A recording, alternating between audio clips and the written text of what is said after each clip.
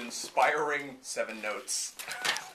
7? I think you're overcounting by quite a bit. We begin another episode of Cinema Smackdown here on CJLO 1690 on March 31st, last day of March. Yay! Do you have all your pranks ready for tomorrow? Oh dear. None whatsoever. My life is a joke. Well, speaking of being pranked, Tess is absent today after confirming an appearance. She last minute ditched out on us. She played a good prank on us. Which means we last minute had to completely shift the focus of the show from something we had prepared that she's inclined to be part of to something to something based on an offhanded comment I made on the air last week. Exactly. It's like, maybe we should do a show about that sometime. Well, guess what? We're here. Guess what? It's time. Yeah. I have to say that the original plan was to talk about Tim Burton with the release of Dumbo, and in preparation for this, I had to play a bit of catch-up on Tim Burton films because I've been slacking off. So last night, before it departed from Netflix, because it's due to go away, and what a tragic loss this will be, I watched Big Eyes, which was worth none of my time whatsoever.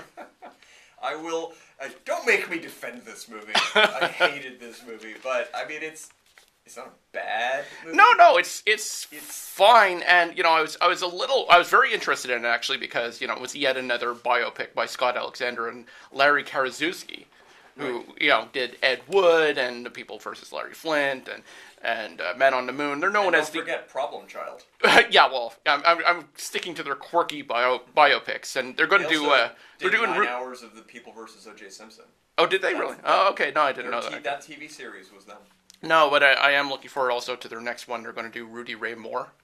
Oh, I heard that. Yeah, that'll be. Sound unlikely. I don't know. I mean, apparently Eddie Murphy's attached, so it's like. I mean, it makes sense, but at this point, wouldn't it be a more fun B picture just to do an Eddie Murphy movie?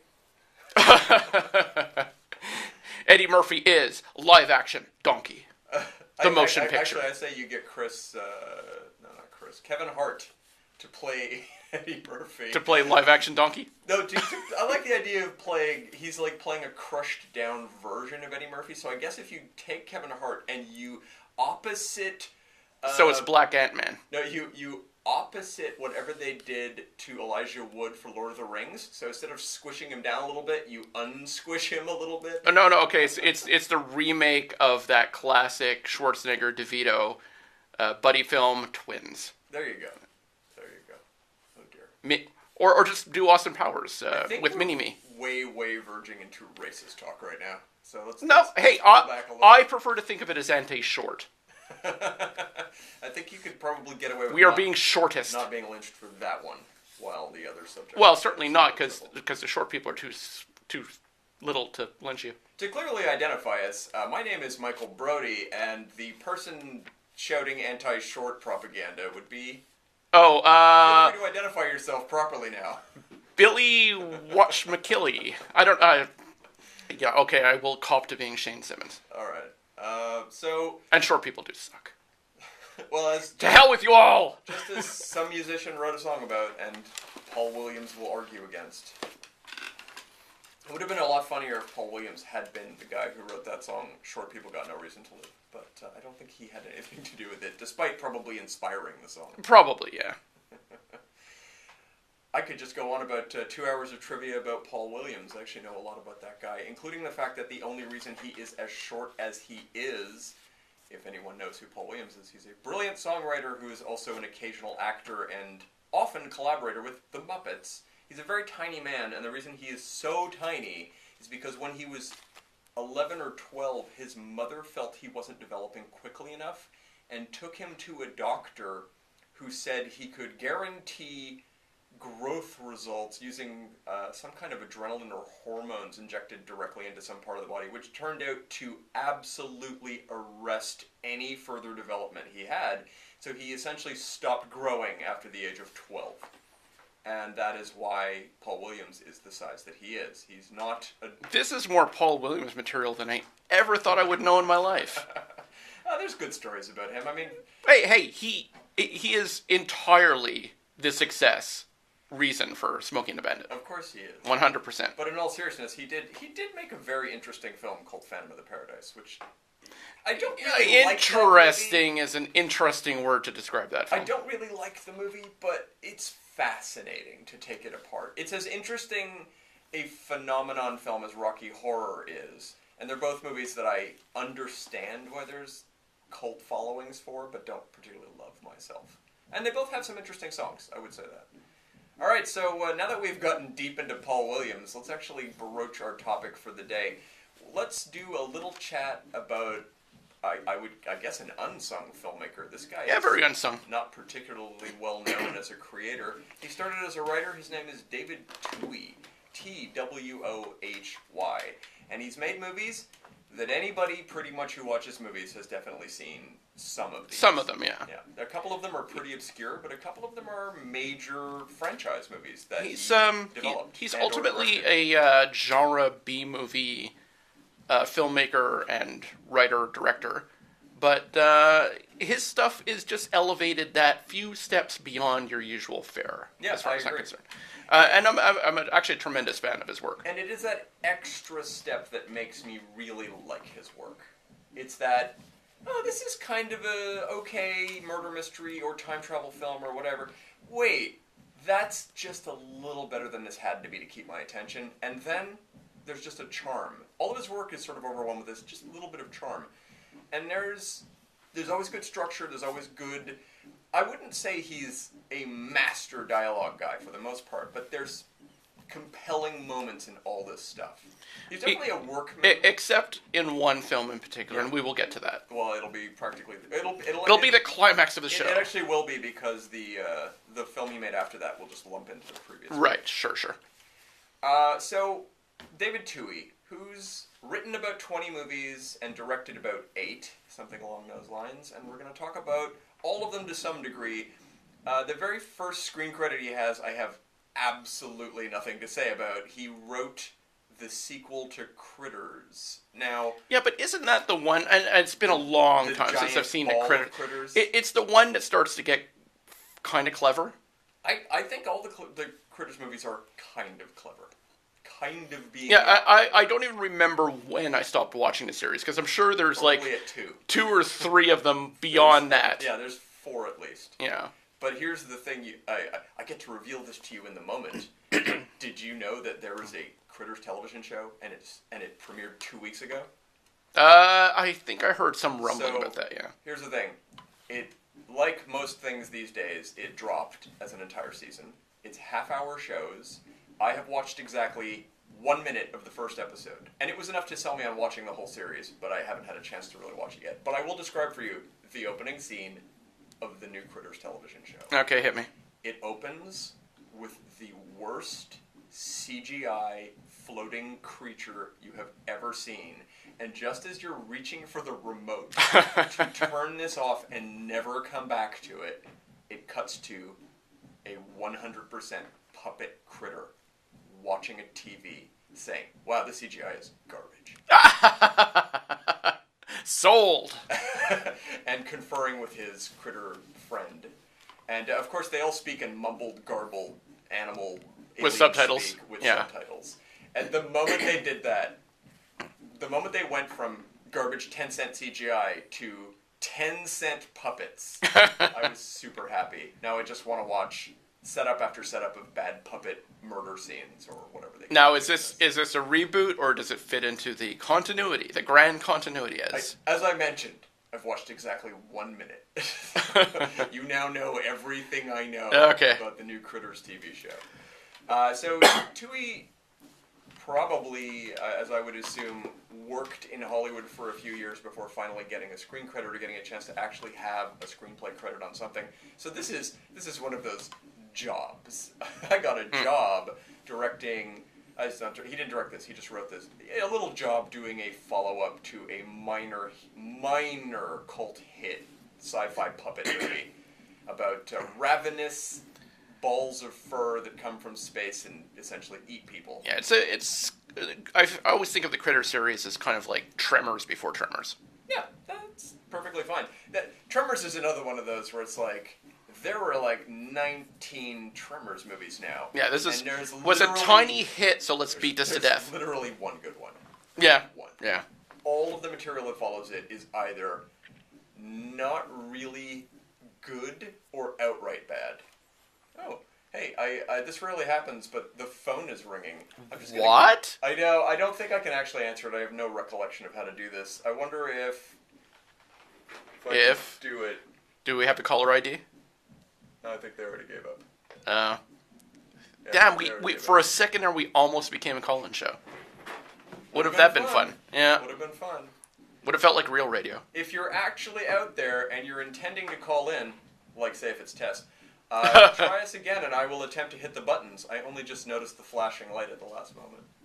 Well, that was a fun little moment. It was David Twohy saying, "Oh, thank God someone's talking about me and my career. Especially I critters. feel so ignored." I wanted to phone in and set the record straight about critters. All right, so we can move past critters. I disavow critters. He's probably just basically phoning in to say, yeah, not one word of what I wrote made it into that phone. More likely, Tim Burton was calling in to say, "Oh, I thought you were going to do the show about me. I really need a Dumbo boost. It's not doing well." Yeah, I hate to tell you, it's doing extremely well because, like all of these live-action versions of Disney cartoons, there's just a hunger to watch something people have seen before, done ever so slightly different, but barely. I mean, you've noticed that the Disney machine is now cranking out version after version of the same stories.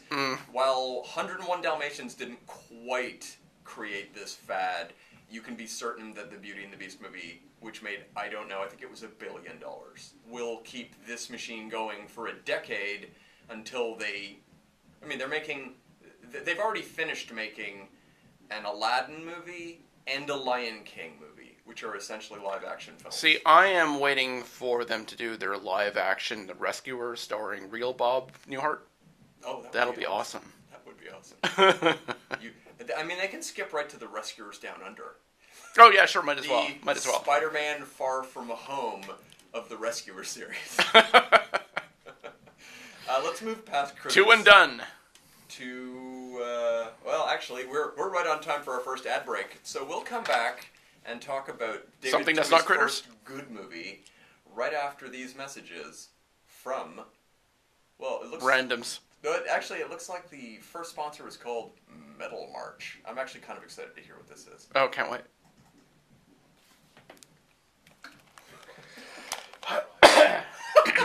You gonna hear it? No, I took my... If I die before I wake, I'll be listening to Metal March. Metal programming curated by our CJLO. I'm super happy we did that. It's been narrated by Christian Bale. Out on Facebook to score a free album every day from our Metal March event calendar. We'll also be giving away sweet merch, concert tickets, and so much Just more. in preparation of the off chance somebody is going to phone us back in, I'll turn the Teletop line Oh, yeah? up. What do you want to bet it was a wrong number? I don't know. It's a weird bit of timing. Would have been fun even if it had been. I would have totally done. Oh, yeah, put 'em on the air. You're live on the air. If you know the secret answer, you win $5,000. 20 seconds. Join All right. me, Allison, every Wednesday at 11 a.m. on Transistor Sister, where I play the songs that are stuck in my head so then they can get stuck in yours. Oh. The best in alternative. This is actually a very good promo. It sounds professional. 6090 a.m. And we're back on CGL 1690. This show is called Cinema Smackdown. I'm Michael Brody. This is Shane Simmons, and we are sorely lacking in our third co-host, which is Tess McCrae, who unfortunately is on location today doing a field story about ERs. Yeah. She is, She's horribly injured herself, and we're laughing at her misfortune. I'm not laughing. We're just chuckling. It's just you. Yeah, let's just be clear. Yeah, that's ding our way out. Even the soundboard is having a... That's a little behind the scenes thing. Whenever I play the ads, I'm very careful to put a buffer in case I forget to turn the ads off. It doesn't immediately go to another one. And our buffer is our little timed buzzer. But it definitely beats... Oh, remember the show when the show had a time buzzer? Well, whenever we play games, it comes back. But lately, the only games we play are mind games. Yeah. At any rate, I Okay, so gaslight me some more about the career of David Twohy. gaslight you. Well, mind games. Yeah, let's jump into the first real David Twohy movie, the one where you can actually tell that he wrote it and see some signs of where he's going. He wrote a little movie called Warlock, which now should actually have a huge resurgence because not the star of the movie, not the title Warlock, but arguably the hero protagonist of the film is played by an actor who was just nominated for the Academy Award this year, who is 30 years past getting his just due and has been fantastic since around 1985, something around that. Around there, yeah. I'm talking about Richard E. Grant, who has never been less than mesmerizingly bizarre in every movie I've ever seen. And wonderful. And wonderful. And if you are a fan of Withnail and I and How to Get Ahead in Advertising and one of our favorites, Hudson Hawk, then you owe it to yourself to see Warlock. Yeah, Warlock is pretty much his follow-up film to Hudson Hawk. Yeah, and I'm not looking at it specifically. Oh, no, I take it back. It's the film before Hudson Hawk. Okay, and the chance Warlock to see Richard E. Grant, scrawny Richard E. Grant, as an action hero.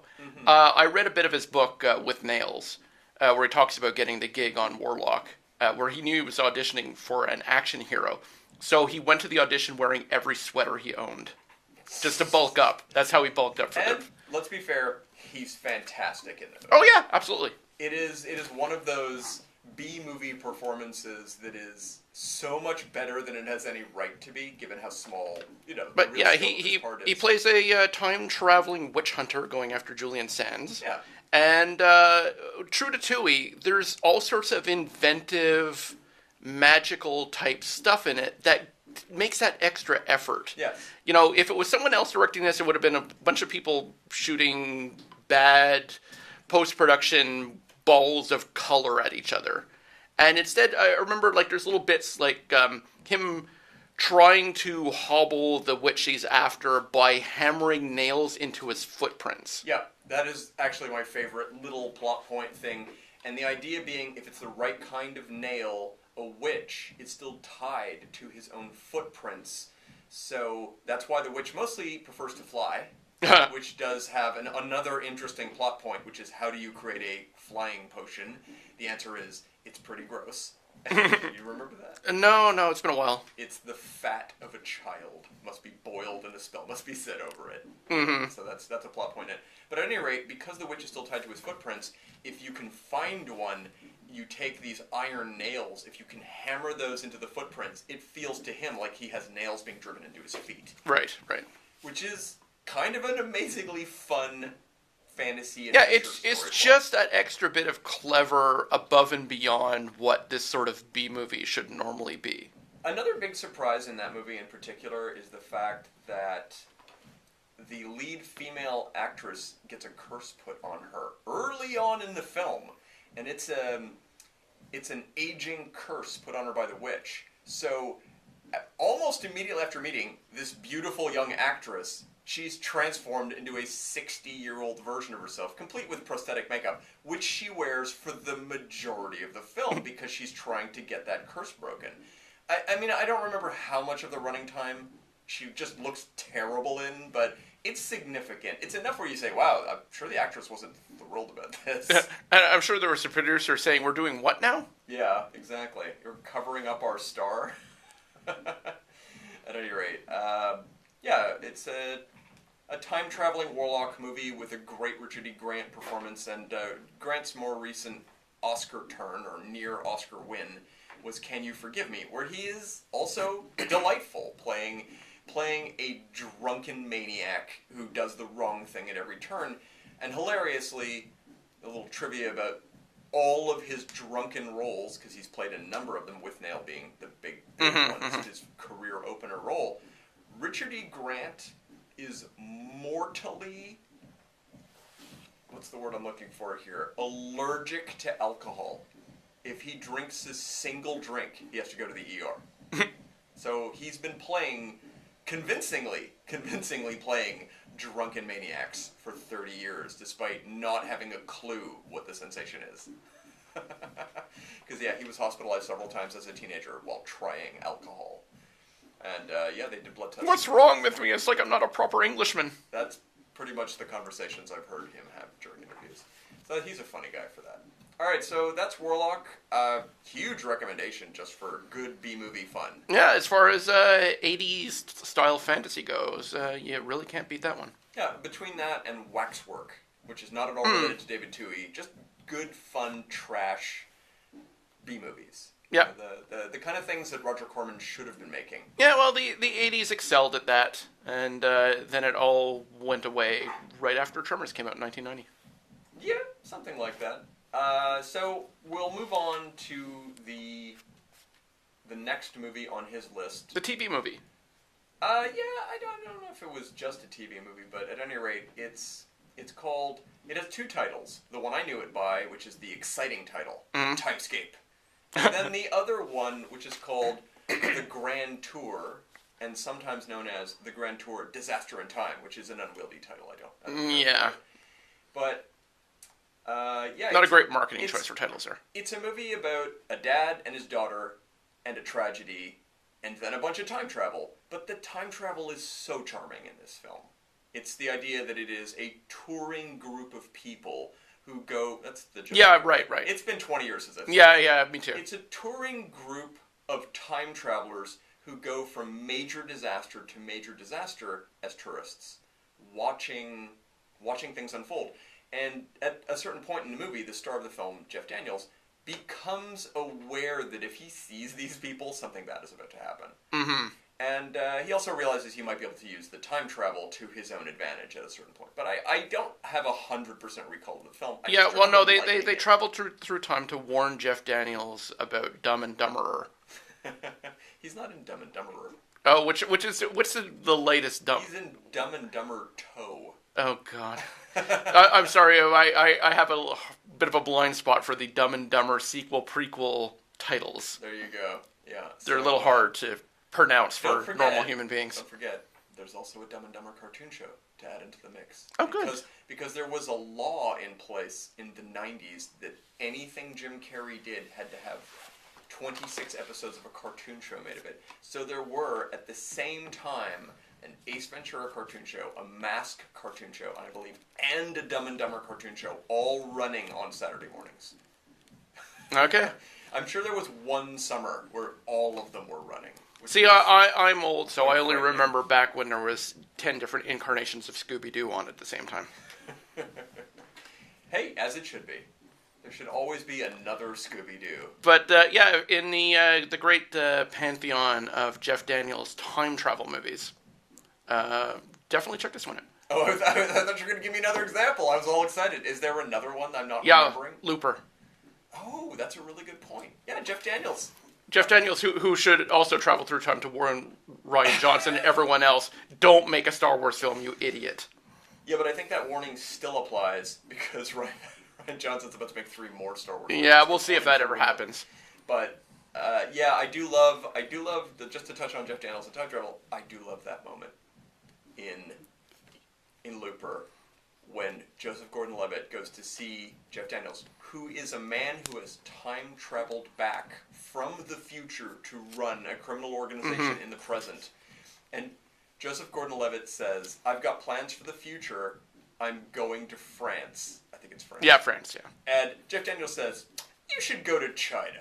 And he says, no, I've got my heart set on French. He says, kid, I'm from the future. Go to China. Yeah.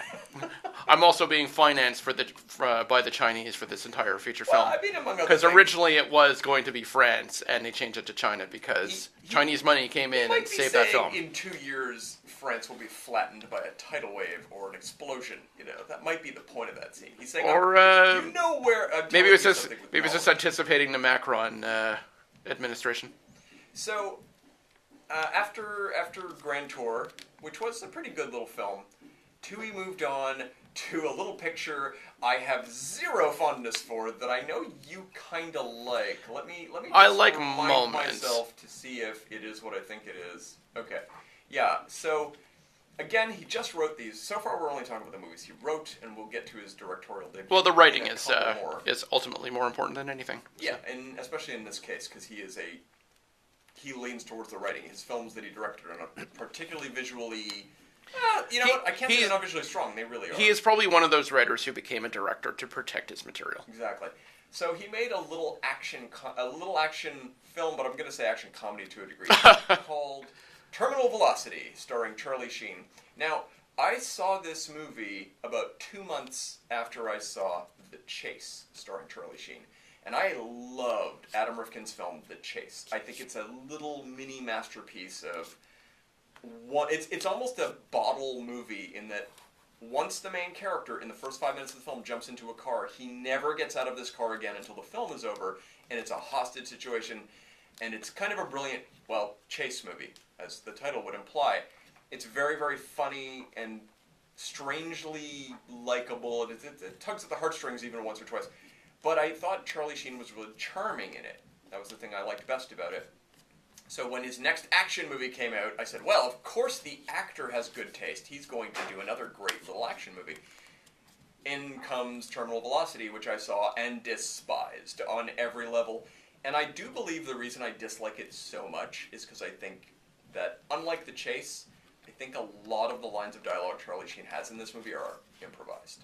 Because there are several of them that don't work and fall flat, which is not the mark of a David Twohy script. Well, what can I say? He's just flowing with tiger blood. He's got to be him. So do you have any recollections of Terminal Velocity? I do have some. It's one of those. It's a disposable thriller film, and yet there are moments of writing where you just go, "Damn, that was kind of clever for this film. Mm-hmm. It shouldn't be this clever." And I like that sort of his character arc is that Charlie Sheen is a washed up. I guess he's kind of washed up Olympian who didn't get to participate in, I think it was the 1980 Olympics because of the boycott. Right. So he didn't get to go to Russia to try and get his gold medal, and then through the machinations of the story, he ends up, in another sense, going after Russian gold. Mm-hmm. And it's like, oh, that's just that little bit clever that goes, it should. There shouldn't be that sort of level of clever in such a disposable film. It does have several conceits to it. There is a major plot point involving skydiving that really depends on someone whose parachute doesn't opening landing in just the correct way, or the rest of the film doesn't work. Right. And it's like one of those, ooh, that's a real stretch that your entire plot depended on someone pancaking just so. Well, moving past the Terminal Velocity movie, I did skip over The Fugitive, which he worked on. He may even be the main writer on, but it's probably dozens of writers. Oh, I'm sure, yeah. Probably. It's one of those films I'm pretty sure everyone in town had a pass at. And I don't care for The Fugitive, the Harrison Ford version of this, one bit. It was a huge hit. People really seemed to like it, other than the one line of dialogue by Tommy Lee Jones, which is now a cliche, but at the time was fresh. Mm-hmm. I didn't like this movie. I didn't like the action scenes. I didn't like the tone. I didn't like the pacing of this movie. It was just Harrison Ford plodding through a thriller.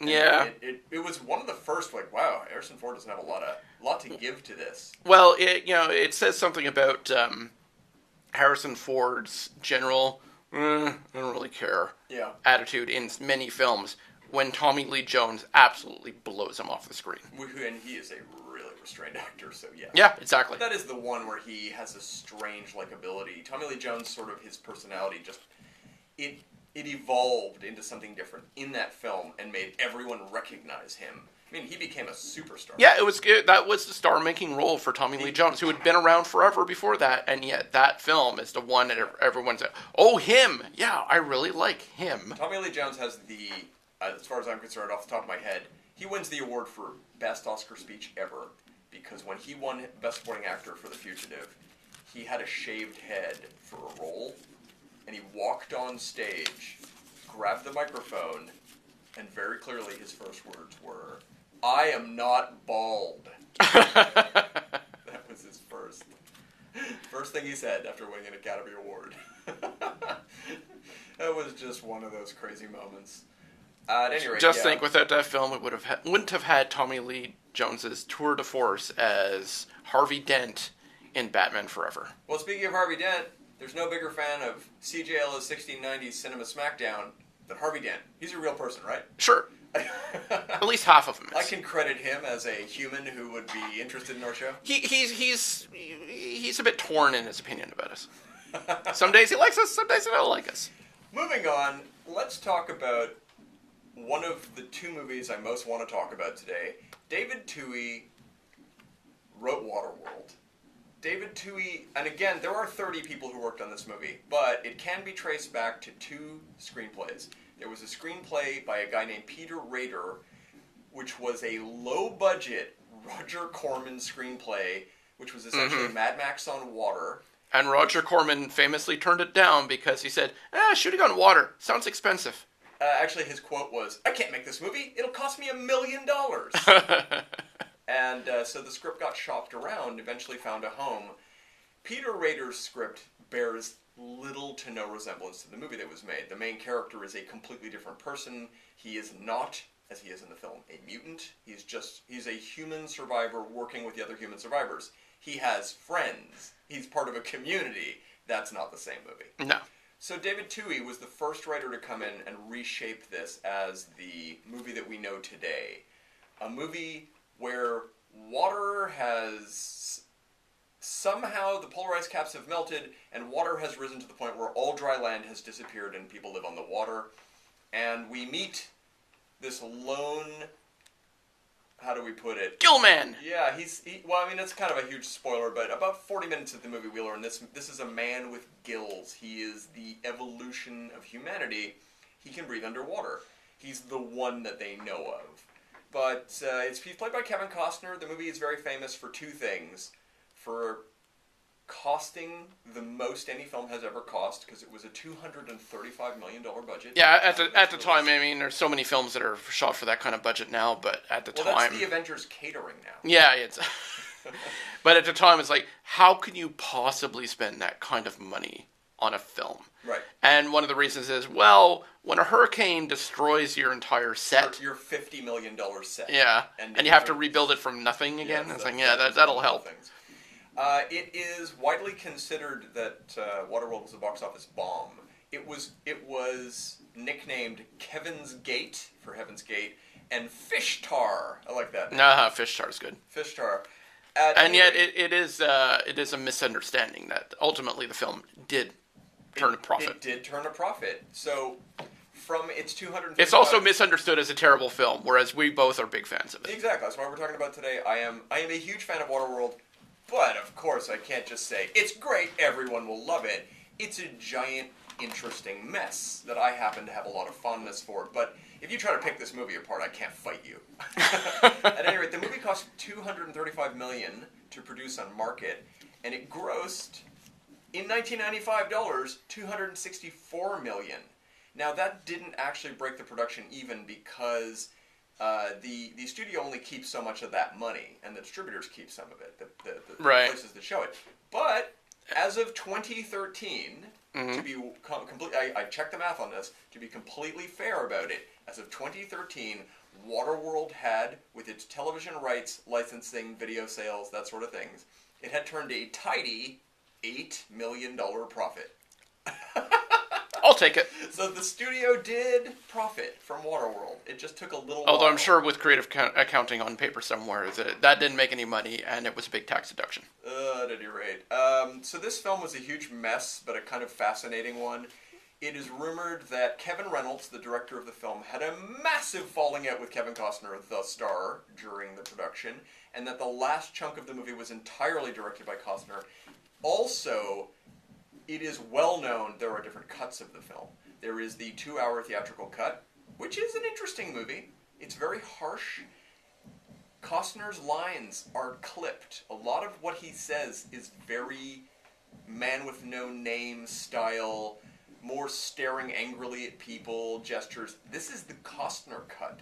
he reduced his part significantly. I have also seen, arguably, what would be known as the Kevin Reynolds cut, which is a 3-hour movie. Or, as it's widely known, is this the Ulysses cut? It depends. The Ulysses cut is actually a fan edit, but it's essentially the Kevin Reynolds cut. I mean, I'm sure if he had finished the movie, we'd see a closer to 2-hour version of it. But in his version, Costner's character speaks a lot more. There are entire sequences where people talk at him and he essentially grunts at them and tells them to go away. And in the other cut, they actually have conversations. It is a really different film. So Costner made a very different choice going forward with it. He limited his part, which I think is more effective. I like how grumpy he is in this movie. He's actually a downright jerk, bastard character for a large percentage of the movie, which is why when he actually starts to show some affection for the two female leads, that I kind of buy it. Mm-hmm. It takes him so long to not want to murder them. Do you think that might be an exaggeration? It is not an exaggeration. By the way, there is a quote from Kevin Reynolds that may or may not be real, but it is a quote I've read about working with him on Waterworld. Kevin Reynolds said, "Costner should only star in movies he directs. That way, he can work with his favorite actor and his favorite director." It is fair to say, though, that 17 years later, they did come back together and do the Hatfield and McCoy's TV miniseries. Oh, yes, okay. So they're, So it's a very much a John Landis, Eddie Murphy type of relationship. Exactly. Make a bunch of hits together and then have a falling out, and then it's like, we will never, ever in a million years work together again, except that point when we need money. Right. So there's some interesting other... the bad guy in the movie, in this water-based Mad Max film, is a maniac who has an ocean liner. What is it that he has? Are we talking about the real person or the character? Because I'm talking about the character right now. Because they're both maniacs. Yeah, I'm just going to talk about the casting issue. He has it's an oil tanker. That's right. He's a maniac in an oil tanker with an army of people willing to fight for him. They're just trying to pillage. That's essentially what they're doing. And my favorite character, down in the fuel tank. Yes. Oldie Olsen. From Conan O'Brien. Yeah, from Conan O'Brien, the guy who played Oldie Olsen on Conan O'Brien. Just quickly, the bad guy's name is the Deacon, and this role was shopped around all of Hollywood. Every major actor at the time was considered for it, including Jack Nicholson, who was deemed too expensive. So they wound up giving it to his friend, Dennis Hopper, who plays the part. I would argue that Dennis Hopper is maybe the weakest thing in the movie. His role is not great, but there's a charm, there's a strangeness to it. However, with all the actors who were considered for this, and I read a giant list of them, the most fascinating is someone the role was outright offered to, who had to either turn it down, either because he decided not to do it, or because he had another movie in production at the same time. And that was Samuel L. Jackson. He passed on this film to do Die Hard with a Vengeance. This could have been Jackson's follow-up to Pulp Fiction. Which I think is amazing. So, what else can I say about this film? We talked about that. I mean, other than just saying we like it, which is already grounds for having us run out of town, the extended cut of the movie has some really interesting scenes in it, including a scene at the very end of the film, which I'm really, really fond of, where, if you've been following the movie at that point for 3 hours and don't hate it, this scene is very charming. At the end of the movie, his character, the Mariner, as he's known throughout the film, he has no... Not Submariner, just Mariner. He's the Mariner. He's done all he can do, and he's decided it's time for him to go back out and do his thing on his little boat and start again. And as he's leaving, the female lead of the film takes him aside and says, "I want to give you a gift." And she says there's a story, a Greek legend about a lost sailor, and his name was Ulysses, and so my gift to you is a name. And so she names him Ulysses, which he takes with him as he goes. And I thought that was a beautiful ending. I mean, you have to not hate the movie at this point to actually find any charm in it, but if you're going to name somebody in the last 5 minutes of a movie, it's a pretty great little moment. And that's the majority of my thoughts on Waterworld. Feel free to write or phone in and tell us how insane we are, because it is one of the most hated movies. It is vilified needlessly. Yeah, it is a messy but charming in places action film. I mean, the thing is, it has such an...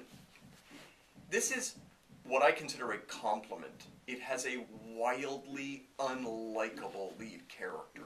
He is not trying to make himself look good in this film.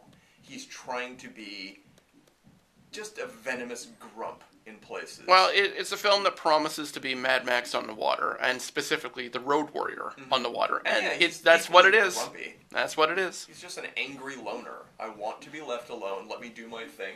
You know,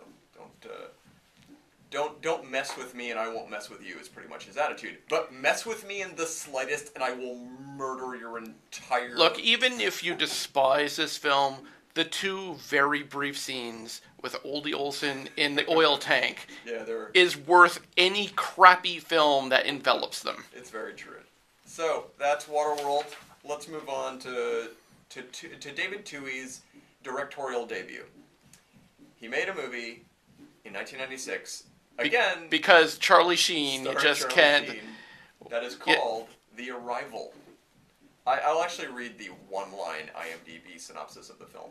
Zane, an astronomer, discovers intelligent alien life, but the aliens are keeping a deadly secret and will do anything to stop Zane from learning it. Now that sounds like the worst Z-budget. And it kind of is a Z-budget science fiction film. And yet, it's a consistently charming movie with one of the craziest, almost Buster Keaton-like sequences in a movie. You're talking about the bathtub, aren't you? I'm absolutely talking about that. The bathtub scene is amazing. It is amazing. And it has nothing to do with the rest of the film. You could cut it right out, and it wouldn't hurt the film at all, except it would be missing this amazing scene. Yep, agreed. In the world's crappiest hotel, and there's a problem with the tub. And wow, is that just... It's a short film unto itself. It very much is. At any rate, high recommendation. High recommendation for a B silent invasion type of film. Yeah. Let's move on because I do want to save enough time to talk about our main movie. Yeah. So he did write G.I. Jane, which is mediocre at best. Mm-hmm. But of course, it's another 9-screenwriter movie. So it is a mediocre Ridley Scott film among mediocre Ridley Scott films. Watch Demi Moore with a shaved head fight Viggo Mortensen so hard in this movie. That is the film for you. Because their fight is pretty great. But the movie itself is pretty pandering and awful. I would argue that this movie is despite being a feminist movie. Yeah, it's kind of like attempt at serious Private Benjamin. So I'd say that probably Twohy's biggest success at all in terms of film was the next movie that he directed and co-wrote from a screenplay by other people. So this is one of those things where he found a project and developed it past the point of the original screenwriters. It became this albatross hanging around his neck. It is a little movie called Pitch Black, which introduced the world to a lumbering non-actor named Vin Diesel, who is the best he will ever be in this film. Right, He's perfectly cast. Playing Riddick, a character everybody underestimates. A space convict. A space convict superhero. Yeah. Because, although I will say he's a lot more charming in this film. Well, he works well in Pitch Black in particular because, he's set up like, is this going to be the antagonist of the film? Yeah, a little more on Pitch Black when we get back from this commercial break. Jeez, we're going to have to zip through the Pitch Black films to have enough time to talk about Perfect Getaway. We only have 14 minutes left. I think we can zip through them quite easily. I would have killed more time with Imposter, because I actually like it. But, we'll just mention its title and say that it's an interesting film. Right. We'll do all the Riddick movies now. Yeah. That's all. And then we'll just save 12 minutes for Getaway-ish, and then we can just blather. Sure. 30 seconds. 36 seconds. I like the fact that I stopped playing the movie ads. They're much weirder. I guess you're not. Hearing them. Whoa. This ain't that type of kitchen. This is what we got. Oh, dear.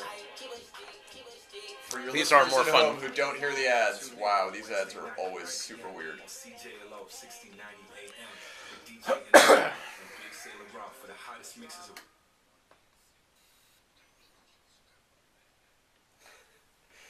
With that brilliant note, we are back. CGL 1690, this is Cinema Smackdown. We are talking about the filmography of a somewhat little-known writer-director named David Twohy. And we're talking about how the Riddick films became this sort of inadvertent franchise. Right, because there's no way that in the first movie is he set up to become this hero character. Yeah, even in the first film, Riddick is surprised that he ends up as the lead of that film. Right. Because he's not supposed to be. Exactly. He even has that moment of like, wait a minute, I'm the lead? Yeah, like, I'm the guy who'd murder all of you to get away. Why am I the leader of this gang? Yeah, how did I end up the survivor hero of this? So I actually think that Pitch Black is a mini masterpiece. I think that it has one of those completely dark, uncompromising endings, which makes the movie work. I think that his performance is great. Rhoda Mitchell's performance, she's the lead character, arguably the lead character, right, yeah, is fantastic. she is the lead. Everybody in it is interesting. There's kind of this little cosmos, this little idea of how the universe works. Yeah, he does start to create an interesting universe in here, Yeah, which is world probably building why in he this. wanted to continue playing in the same Right. universe. Which means he made 2 more Riddick movies. And As there well is as animation, short films, and video there is games. a 4th movie on the way called Furia, which apparently is really happening. Oh, is So- that another Riddick? Yes. Oh, So- see, now I'm not so interested. Exactly. So, at some point, in 2004, he made a movie called The Chronicles of Riddick, meaning, hey, remember when this minor character got really interesting in one film? Well, let's just underline his name and just angrily. And as far as I am concerned, it is one of the most irritating, worthless action films ever made. Oh, it has some despise stuff in it this I movie. like, but I I always feel it's a bit of a waste for Toohey to continue to make more Riddick stuff, because I like his standalone films well, better. compared to Chronicles of Riddick, which, again, despised by me, I found his follow-up movie, much like the Hannibal series, which each film has less words. This movie is simply called Riddick from 2013. The Riddick movie isn't good, but it didn't make me angry the way the Chronicles of Riddick did. The Chronicles of Riddick, by the way, has an awful lot of blurrovision action scenes, if you don't remember. That technique that developed with the Bourne Identity movies where people fight and, hey, people are fighting, and in a realistic fight, we just shake the camera a whole lot so you feel like you're actually fighting. There's a fair amount of that in the Chronicles of Riddick. Well, the standout scene for me is them trying to race against a deadly sunrise. Is that Pitch Black? No. There's a sunrise in the Chronicles of Riddick that like burns everything. I don't remember. And yeah, okay. I don't remember because I left the theater angry and pretended I'd never seen it. So that's plenty about Riddick. Just because we want to get to our other topic, just quickly to mention, David Twohy did 2 other films. He wrote the scripts for a film called Imposter, which is a science fiction movie starring Gary Sinise. Yeah, it was basically a short film. It was an excellent short film. Excellent short film that, in order to be a conceivably profitable feature film, had to be bumped out to feature length. So the short added film is cut in 45. half, and is And they basically add 45 bookends. minutes in the middle Yep. of this not important plot. It's still a watchable movie, but Yeah, but the beginning if and the ending are great. on the DVD you can watch the short film as a short film, and that's great. That's much better than the real film. So yeah, recommendations. Watch the short version of Imposter. It's pretty great. He also co-wrote Below, which is a submarine ghost movie. A haunted submarine movie. And that's as much as we need to say World about War that. II. Not a great film. It's got I enjoyed it at the time, but I have to say it was so forgettable. I barely remember minor. anything that happened in It it. was co-written by Darren Aronofsky, which is Oh, kind of amazing. All right, and now we move to 2009's David Twohy film, a little unassuming movie. There was That no promotion Under for this. everybody's radar, Yep. and I think we both agree it's his masterpiece. It's by far his masterpiece. It's a movie starring Timothy Olyphant, Steve Zahn, Mila Jovovich, and before he was anybody. Chris Hemsworth. And it is a tiny Hitchcockian masterpiece. Basically, it's a fun thrill ride. This movie, A Perfect Getaway, which is let's read the one-line summary. Let's just see what IMDb has to say about it, because it's better to have at least a foundation. 2 pairs of lovers on a Hawaiian vacation discover that psychopaths are stalking and murdering tourists on the islands. More specifically, this is just me adding it, there's people who are killing couples. Yeah, it's established there is a couple killing other couples, and there is a limited, very limited number of possible suspects in this film, to the point where you have to go, okay, I think I know what the obvious twist is. Right. But this is so cleverly written, it undermines your basically your ability to figure out the plot. It's a film that is so clever that a lot of people give it only a cursory glance as like throwaway entertainment and come away thinking it was really dumb because they didn't understand how clever it was. Yeah. No, it is. It is a wonderful. It's a film that you almost absolutely have to watch twice just to appreciate how cleverly it's written, because there are entire conversations that happen in this film. You watch it through once, it means one thing. Once you know the twist, you watch it through again, and entire scenes where two people are having a conversation alone, they have no reason to lie, they have no reason to obfuscate or divert what they're really talking about. But you watch it through again and you realize everything they're saying means something else. Yep. And it's one of those just perfect little tight thrillers. The performances for Steve Zahn, Timothy Olyphant, Mila Jovovich, and I left her name out before, Kylie Sanchez, are perfect. All four of these actors are given these just perfect little gems of a role each. Every one of them gets to shine at some point. I fell in love with Tim Olyphant watching this movie. I already kind of liked him in a few things, and I mean, the first thing I ever saw Tim Olyphant in was Go, where he plays this menacing drug dealer character in maybe the most effective introduction I've ever seen to an actor, because there are moments where he just stares at people that you feel uncomfortable. So his performance in Go is great, but it's not the kind of career he could have kept up. This is the movie where he's charming. And this guy, charming, it is amazing that he didn't become a giant box office star, in my opinion. What he actually did was, instead of that, he went from Perfect Getaway to doing a TV show called Justified, where he is as good as anybody has ever been playing a heroic lead, if not better. But I do wish he'd had more of a matinee idol box office career. There's still time. He's not old yet, but he's forever on the cusp of something big. At any rate, he is magnificent in this movie, playing a gung-ho, maybe good, maybe bad, super army guy.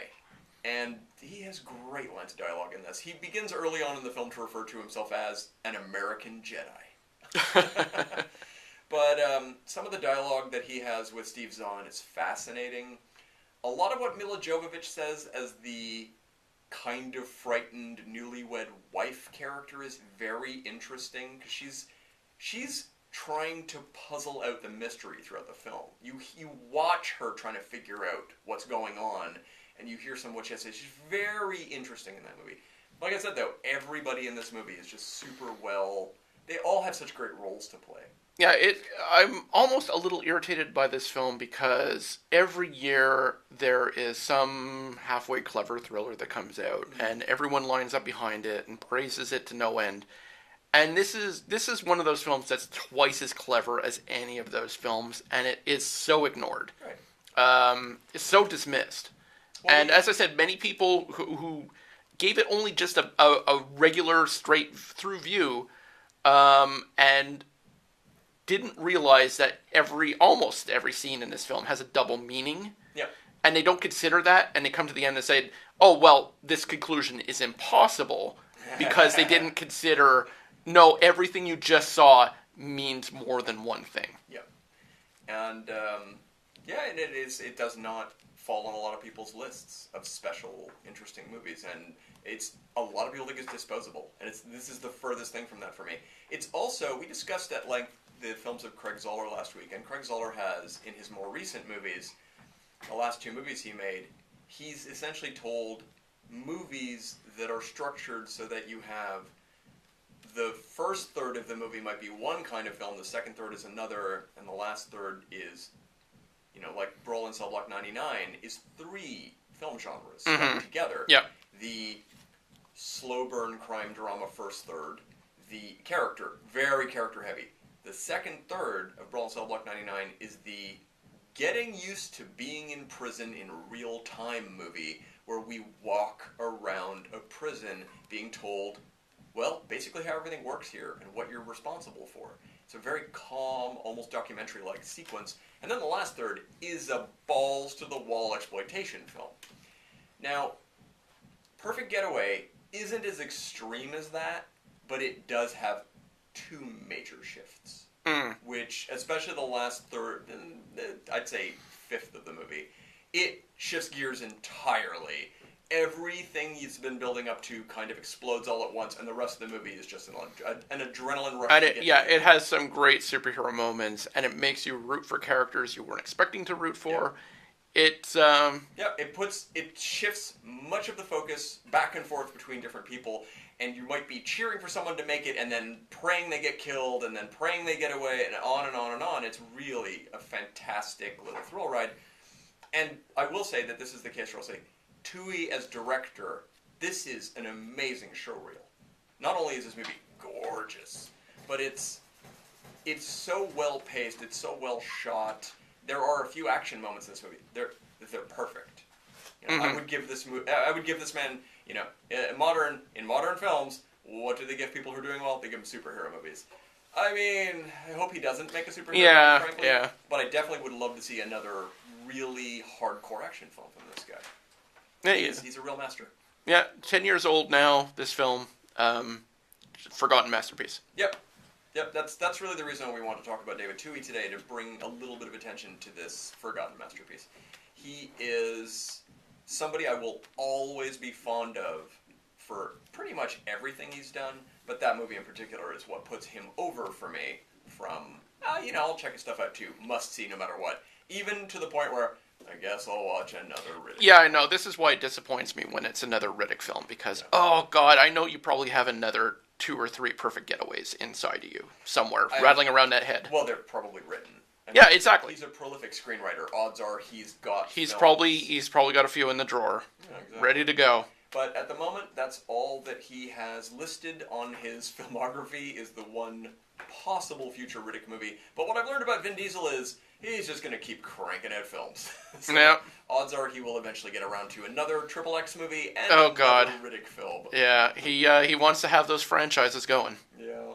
Well, we come to the end of our love and appreciation of David Twohy. I hope, Tess, I hope you're at the front of the line at the ER. Because we have to get onto our disdain for Tim Burton, the last 20 years of Tim Burton's career. We'll get to that soon. It is true that 1999 was the last year I enjoyed a Tim Burton movie. So that is, in fact, 20 years of me being a little bit mad at someone I used to absolutely cherish.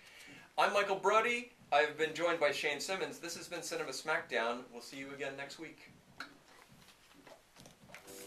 On the dot. That was 3 o'clock on the dot. Sawyers, the auto's on, the DJ computer thing is on. Do you do the ads? Yeah. Okay, Perfect, here they are. thank you. I'll leave them here for you. Yeah, that's perfect. Thanks. One shot. See. Father Phil Gu has returned to Yeah, that went celebrate pretty Mass great, at the considering St. we Laboratory 1 completely week pulled it out of after our being asses. stabbed. The Yeah. priest announced that security measures were being evaluated, but the oratory shall remain open to all. The incident happened last week during Mass that was being Did you bring a stick? I did. Oh, good. I think what we'll do is I'll just transfer mine to yours, which will keep us from having to rename them. Sure. Well, the system was working when I got started. Nice to see you. I think it's been like 2 months Has since it? I've seen you last. No, it's Not not. that We saw each other last Don't week. recall. No? I saw you. Did you? A couple of weeks ago. I don't think you were Last here week? last. Not last. Oh no, last week I was. I had to go to mental health. We skipped 1 week. Okay, for so the first then. time Yeah. in 4 months. It must have been that lag then, right When there. my Right. partner was running the show, Yeah. we skipped constantly because Oh, she was okay. always out. Mhm. And I've taken over the show, and since then we've missed one because I was dying. Were And I you guys- still almost did the show. Were you guys